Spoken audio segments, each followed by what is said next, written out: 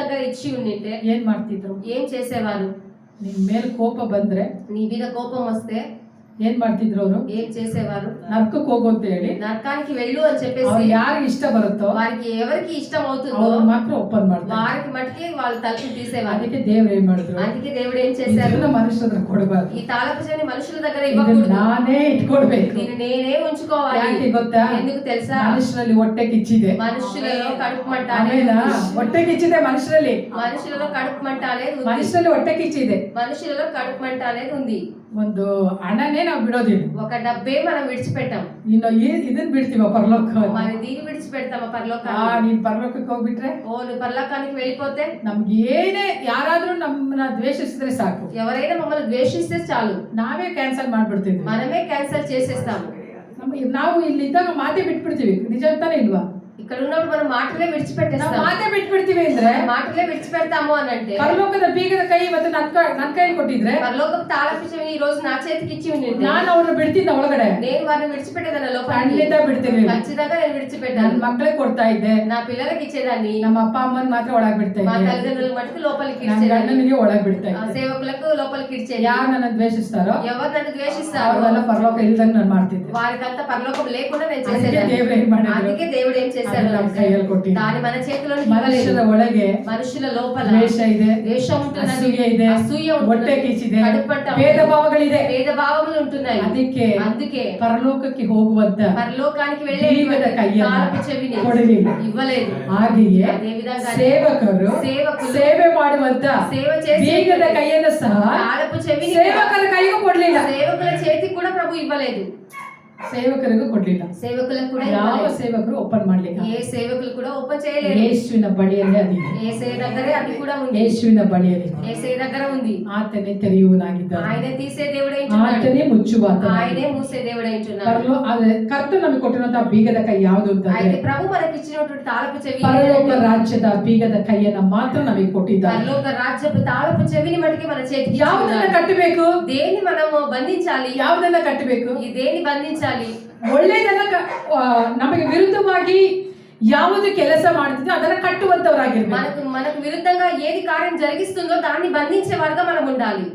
ಒಳ್ಳೆಯವುಗಳನ್ನ మంచి దాన్ని ಯೇಸುವಿನ ಹೆಸರಿನಲ್ಲಿ యేసయ్య ನಾವು నామములో ಬಿಚ್ಚುವಂತವರಾಗಿರ್ಬೇಕು. మనము విప్పేవారిగా మనం ఉండాలి. ಕೆಟ್ಟದು ಅಂತಂದ್ರೆ చెడు అని అంటే ದುರಾತ್ಮಗಳನ್ನ ಕಟ್ಟುವಂತವರಾಗಿರ್ಬೇಕು. దురాత్మలని బంధించేవారుగా మనం ఉండాలి. ಮಾಟಮಂತ್ರ ಶಕ್ತಿಗಳನ್ನ ಕಟ್ಟುವಂತವರಾಗಿರ್ಬೇಕು. మాట మాత్ర శక్తులను బంధించేవారుగా మనం ఉండాలి. ಅದನ್ನ ಬಿಟ್ಟು దాన్ని విడిచిపెట్టి ಕಟ್ಟುವುದಕ್ಕೆ ಕೊಟ್ಟಿದ್ದಾರೆ ಅಧಿಕಾರ ಅಂತ ಹೇಳಿ బంధించడానికి అధికారం ఇచ్చేస్తారు అని చెప్పి ನಾನು ಕೈನ ಕಟ್ಟಾಕ್ತೀನಿ ಅಂತ ಹೇಳಿ చేతులను కట్టేస్తాను అని చెప్పి కట్టేది. ಯಾಕೆ ಅಂತಂದ್ರೆ ఎందుకు అనంటే ದೇವರು ಕಟ್ಟುವುದಕ್ಕೆ బంధించడానికి ಯಾವುದು ನಿಮ್ಮನ್ನ ತೊಂದರೆ ಪಡಿಸುತ್ತಿದೆಯೋ ఏది మీకు హాని తలపెడుతూ ఉందో ಅದನ್ನ ಕಟ್ಟುವುದಕ್ಕೆ దానికి బంధించడానికి ಆತನ ಏನ್ ಮಾಡಿದ್ದಾನೆ? ఆయన ఏం చేశారు? ಬೀಗದ ಕೈಯನ್ನು ಆತನು ಕೊಟ್ಟಿದ್ದಾನೆ. తాళపు చెవిని మీకు ఇచ్చి ఉన్నారు. ನೀವು ಅದನ್ನ ತೆಗೆದುಕೊಂಡು దాన్ని తీసుకొని ಯೇಸುವಿನ ಹೆಸರಿನಲ್ಲಿ యేసయ్య నామములో ಬಿಚ್ಚುವಂತವರಾಗಿರಬೇಕು. మీరు విప్పేవారుగా ఉండాలి. ಹಲ್ಲೆಲೂಯಾ. హల్లెలూయా. ಇವತ್ತು ಕರ್ತನು ಹೇಳ್ತಾನೆ, ఈ రోజు ప్రభు ಇವತ್ತು సెలవిస్తున్నాడు, ನಿನಗೆ ಬೇಕಾದಂತ ಬಲವಾಗಿರ್ಬೋದು, ఈ రోజు నీకు కావాల్సిన బలమై ఉండొచ్చు, ಜಯವಾಗಿರ್ಬೋದು, జయమై ఉండొచ్చు, ಆರೋಗ್ಯವಾಗಿರ್ಬೋದು, ఆరోగ్యమై ఉండొచ్చు, ಐಶ್ವರ್ಯವಾಗಿರ್ಬೋದು, ఐశ్వర్యమై ఉండొచ్చు, ಸುಖವಾಗಿರ್ಬೋದು, సుఖమై ఉండొచ్చు, ಜೀವವಾಗಿರ್ಬೋದು, జీవమై ఉండొచ్చు. ಅದನ್ನ ಬಂದು దాన్ని వచ్చి ಯೇಸು ಓಪನ್ ಮಾಡ್ಲಿಕ್ಕೆ ಸಾಧ್ಯವಿಲ್ಲ. యేసయ్య తెరవడానికి వీలు కాదు. ಯಾಕಂದ್ರೆ ಯೇಸು ಆಲ್ರೆಡಿ ನಿನಗೆ ಆ ಬೀಗವನ್ನು ಕೊಟ್ಟಿದ್ದಾನೆ. ఎందుకంటే యేసయ్య ఆల్రెడీ నీకు ఆ తాళపు చెవి ಇವತ್ತು ఇచ్చాడు. ನಿನಗೆ ಆರೋಗ್ಯ ఈ ಬೇಕಂತಂದ್ರೆ, రోజు నీకు ఆరోగ్యం కావాలి ನೆಮ್ಮದಿ అంటే, ಬೇಕಂದ್ರೆ, నెమ్మది కావాలి ಸಮಾಧಾನ అంటే, ಬೇಕಂತಂದ್ರೆ, సమాధానం కావాలి ಆ అంటే, ಬೀಗದ ಕೈಯನ್ನ ఆ తాళపు చెవి ಕರ್ತನು ನಿನಗೆ ಕೊಟ್ಟಿದ್ದಾನೆ. ప్రభు నీ చేతికి ఇచ్చి ఉన్నారు. ಅದೇ ಇವತ್ತು ಸಭೆ ಏನ್ ಮಾಡ್ತಿದೆ? అయితే సంఘం ఈ రోజు ఏం చేస్తుంది? ದೇವರೇ, దేవా ನನಗೆ ಸಮಾಧಾನ ಕೊಡಪ್ಪ, నాకు సమాధానం ఇయ్యండి దేవా, ನನಗೆ నాకు ಆರೋಗ್ಯ ಕೊಡಪ್ಪ, ఆరోగ్యం ఇయ్యండి ನನಗೆ దేవా, నాకు ಐಶ್ವರ್ಯ ಕೊಡಪ್ಪ ఐశ్వర్యం ఇయ్యండి ಅಂತ దేవా ಹೇಳಿ ದೇವರ ಹತ್ರ ಬೇಡ್ತಾರೆ. అని దేవుని దగ్గర మొరపెడుతూ ఉన్నారు. ಆದ್ರೆ ಯೇಸುವಿಗೆ ಕನ್ಫ್ಯೂಷನ್. అయితే యేసయ్యకి ಕನ್ಫ್ಯೂಷನ್ ಯಾಕೆ ಅಂತಂದ್ರೆ, ఎందుకు అనంటే ನಾನು నేను ఆల్రెడీ ಸಭೆಗೆ సంఘానికి ನಾನು ಕೊಟ್ಬಿಟ್ಟಿದ್ದೇನೆ. నేను ಅದಕ್ಕೆ దాన్ని ఇచ్చేసాను ఆ అధికారాన్ని. ಹೋಗಿ ಯೇಸುವಿನ ಹತ್ರ ಕೇಳಲಿಕ್ಕೆ ಆಗಲ್ಲ. యేసయ్య దగ్గరకు మళ్ళీ వెళ్ళి అడగడానికి వీలు కాదు. ಬೀಗವನ್ನು ನಮ್ಮ ಕೈಯಲ್ಲಿ ಕೊಟ್ಟಿದ್ದಾನೆ. ఆల్రెడీ తాళపు చెవి మన చేతికి ఇచ్చేసారు. ನಿಮಗೆ ಬೇಕಾದಂತ మీకు కావాల్సినటువంటి ಎಲ್ಲವನ್ನ, అన్నిటిని, ಜ್ಞಾನ ಆಗಿರ್ಬೋದು, జ్ఞానమై ఉండొచ్చు, ಜಯ ಆಗಿರ್ಬೋದು, జయమై ఉండొచ్చు, ಆತ್ಮಿಕ ಬಲವಾಗಿರ್ಬೋದು, ఆత్మికమైన బలం, ಆರೋಗ್ಯವಾಗಿರ್ಬೋದು, ఆరోగ్యమై ఉండొచ్చు, ಎಲ್ಲವನ್ನ వాటన్నిటిని ಸಂಪಾದಿಸಿಕೊಳ್ಳುವಂತ ಪಡೆದುಕೊಳ್ಳುವಂತ ಹೊಂದಿಕೊಳ್ಳುವಂತ ಓಪನ್ ಮಾಡುವಂತ ಆ ತೆರವಜೇಯಬಡಿನ ಬೀಗದ ಕೈಯನ್ನ ತಾಳపు చెవి ಕರ್ತನು ನಿಮಗೆ ಕೊಟ್ಟಿದ್ದಾನೆ. ప్రభు మీ చేతికి ఇచ్చి ఉన్నారు. హల్లెలూయా. హల్లెలూయా. ನೀವು ಯಾವ್ದನ್ನಾದ್ರೂ ಬೇಕಾದ್ರೆ ತೆರಿಬಹುದು, మీరు దేన్నైనా మీరు తెరవచ్చు, ನೀವು ಮುಚ್ಚಬಹುದು. మూసుకోవేయచ్చు. ಅಂದ್ರೆ ನೀವು ಮಾತನಾಡಿದ್ರೆ అంటే మీరు మాట్లాడితే ನೀವು ಅದನ್ನ తెరిಬಹುದು. దాన్ని మీరు తెరవచ్చు. ಮಾತಾಡಿದಾಗೆ ಕೂತ್ಕೊಂಡು మాట్లాడకుండా ఆ విధంగానే అది కూర్చొని ముచ్చి ಹೋಗುದು. అది మూసిపోతుంది. ಅಷ್ಟೇ ವ್ಯತ್ಯಾಸ. అంతే వ్యత్యాసం. ಇವತ್ತು ಬೀಗದ ಕೈ ಇದೆ. అయితే తాళపు చెవి ಇವತ್ತು ನಿಮಗೆ ಏನು ಬೇಕಾಗಿದೆ? మీకు ఏం కావాల్సి ಈ ఉంటుంది? 7ನೇ ದಿನದಲ್ಲಿ ನಾವು ಬಂದಿದ್ದೇವೆ. ఈ 7వ రోజుకు మనం వచ్చి ఉన్నాము. ಕರ್ತನು ಹೇಳ್ತಿದ್ದಾನೆ, ప్రభు సెలవిస్తున్నారు, ನಿನಗೆ 3 ರೀತಿಯ ಬೀಗದ ಕೈಯನ್ನು ನಾನು ಕೊಟ್ಟಿದ್ದೇನೆ. నీకు 3 రకాల తాళపు చెవిని ఇచ్చి ఉన్నాను. ಬೀಗದ ಕೈಯನ್ನು ನಾನು ಕೊಟ್ಟಿದ್ದೇನೆ. తాళపు చెవిని నీ చేతికి ఇచ్చి ఉన్నాను. ಒಂದು ಬೀಗದ ಕೈ ఒక తాళపు చెవి ನಿನ್ನ ಹತ್ರ ನಾನು ಕೊಟ್ಟಿದ್ದೇನೆ. నీ దగ్గర నేను ఇచ్చి ఉన్నాను. 2 ಬೀಗದ ಕೈಯನ್ನು ఇంకా 2 తాళపు చెవులను ನಾನು ಇಟ್ಟುಕೊಂಡಿದ್ದೇನೆ. నేను నా దగ్గర ఉంచుకొని ఉన్నాను. ಬೇಕಂತಂದ್ರೆ నువ్వు కావాలి ನನ್ನ అని ಹತ್ರ ಕೇಳಿ ಪಡೆದುಕೊಳ್ಳು. నువ్వు దాన్ని నా దగ్గర అడిగి పొందుకో. ಪರಲೋಕ ಬೇಕಾ? పరలోకం కావాలన్నా ನನ್ನ ಹತ್ರ ಬೀಗದ ಕೈ ಇದೆ. నా దగ్గర తాళపు చెవి ఉంటుంది. ಸೇವೆ ಬೇಕಾ? సేవ ಸೇವೆ పరిచయం ಮಾಡ್ತೀನಿ ಅಂತ ಹೇಳ್ತೀಯಾ? సేవ చేస్తాను అని అంటావా? ಅದನ್ನ ಶೈಲಕ ಕೊಡ್ಲಿಕ್ಕೆ ಆಗಲ್ಲ. అది శైలక ఇవ్వడానికి సాధ్యం ಅದನ್ನ కాదు. ಯಾರು ಕೊಡ್ಲಿಕ್ಕೆ ಸಾಧ್ಯ? దాన్ని ఎవరు ఇస్తారు యేసు అంటే ಹತ್ರ ಬಂದು నువ్వు యేసయ్య ನಾನು దగ్గరికి ಸೇವೆ వచ్చి ಮಾಡ್ಬೇಕಪ್ಪ నేను సేవ చేయాలయ్యా ಅಂತ ಹೇಳಿದ್ರೆ అని అడిగితే యేసు ಏನ್ ಮಾಡ್ತಾರೆ? యేసు ఏం ಆ చేస్తారు? ಬೀಗದ ಕೈಯನ್ನು ఆ ತೆಗೆದು తాళపు చెవిని డోర్ తెరిచి ಓಪನ್ ಮಾಡುವ ఆ తలుపును తెరిచే దేవుడు అంటున్నాడు. హల్లెలూయా. హల్లెలూయా. ಇವತ್ತು ನಿಮಗೆ ಏನು ఈ ಬೇಕಾಗಿದೆ? రోజు మీకు ఏం కావాల్సి ఉంటుంది? ಶಾರೀರಿಕವಾಗಿ